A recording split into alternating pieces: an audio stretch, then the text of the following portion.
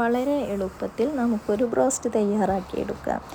2 cup പാലിലേക്ക് 1 spoon vinegar ഒഴിച്ച് നന്നായി ഇളക്കി യോജിപ്പിച്ച് ഒരു 15 മിനിറ്റ് റെസ്റ്റ് ചെയ്യാൻ വെക്കുക.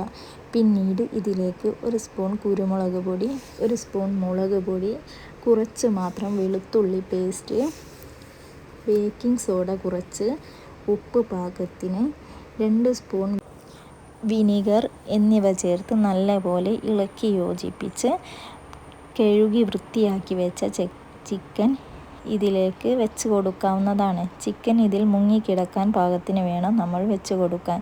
പിന്നീട് ഈ ചിക്കൻ ഫ്രിഡ്ജിൽ ഒരു 6 മണിക്കൂർ റെസ്റ്റ് ചെയ്യാൻ വെക്കുക. പിന്നെ ബ്രോസ്റ്റ് ഉണ്ടാക്കാൻ സമയം മാത്രം ഈ ഒരു ബാറ്റർ തയ്യാറാക്കിയാൽ മതി. 2 കപ്പ് മൈദ, മുട്ട, 2 സ്പൂൺ കോൺഫ്ലവർ, വെളുത്തുള്ളി പേസ്റ്റ്, ഉപ്പ് എന്നിവ ചേർത്ത് നല്ലപോലെ തണുത്ത വെള്ളവും ചേർത്ത് നല്ലപോലെ ഇളക്കി യോജിപ്പിച്ച് നമുക്കൊരു ബാറ്റർ തയ്യാറാക്കിയെടുക്കാം. അത്യാവശ്യം കട്ടിയിൽ നല്ല ഒരു ബാറ്റർ ആയിരിക്കണം തയ്യാറാക്കുന്നത്. ഈ ഒരു രീതിയിലായിരിക്കണം നമ്മളുടെ ബാറ്റർ.